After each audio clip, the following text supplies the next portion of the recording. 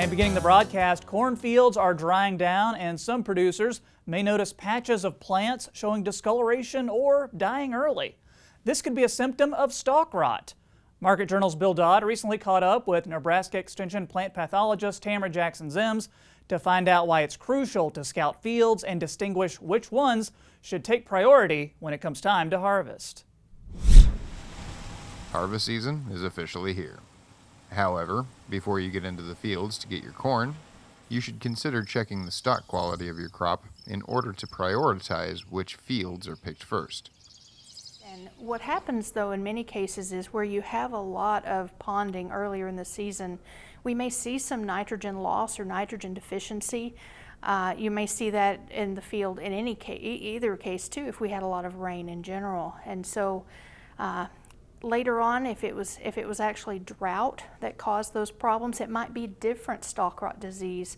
We have seen some charcoal rot, for instance. We see that usually on drier knobs or in the dryland corners of fields. This is especially important that people watch those fields that were under stress earlier in the season, especially where they had a lot of leaf diseases. And southern rust was a big problem for a lot of our state this year. And southern rust is notorious for having secondary stalk rot problems later on. And so I would especially get out, check those fields, and especially go out and do a push or pinch test. And so literally pushing those plants at arm's length, at least 100 plants, and keeping track of which ones bend below the ear. And that'll give you an idea of which ones may be weaker, and those fields might be the ones you'd want to harvest first or even earlier. It may be too late to utilize any spray treatments. However, it is very important to know which stalk rot diseases are in your field. Doing so now could help you make some valuable decisions a little further down the road. But it's all hollowed out in the middle. And so if they're finding a lot of it, it would be worth your time to focus on areas of the field where you may have seen plants die early.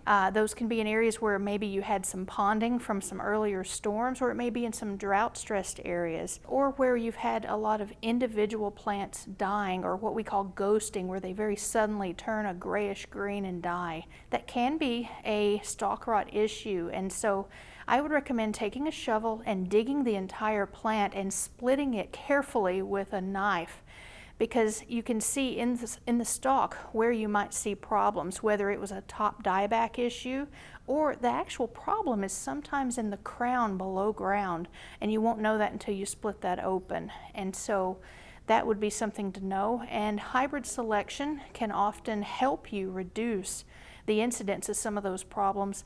And of course, like we try to do routinely every year, trying to reduce overall stress, which is often unavoidable. Another problem to consider with stalk rot is the issue of stalk lodging.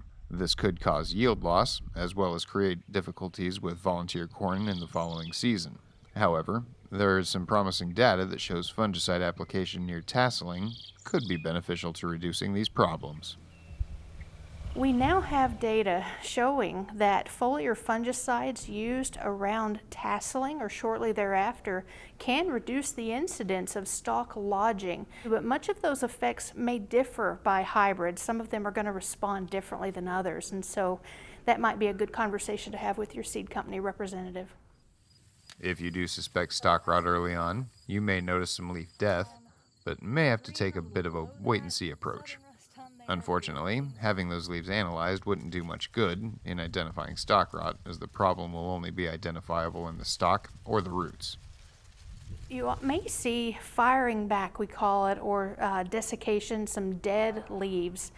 And if you collect leaves at that point and send them, say, to a diagnostic clinic, there's no pathogen in the leaves. The actual problem occurred in the stalk and sometimes in the crown and roots below it.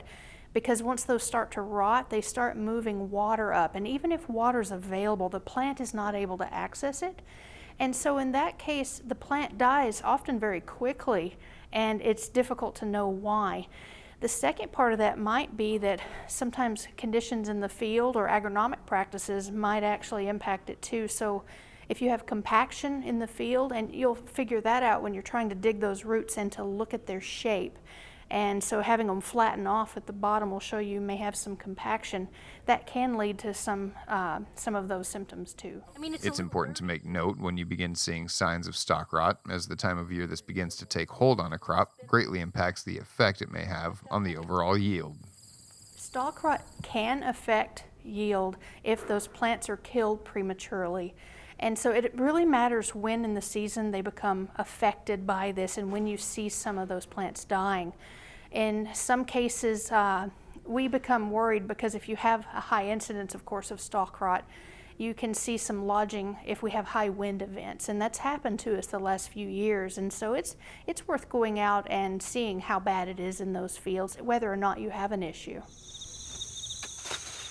Bottom line, identifying the fields that have the highest rate of stalk rot and adjusting your harvest plans accordingly can help minimize any potential losses as a result of the disease. Reporting for Market Journal, I'm Bill Dodd.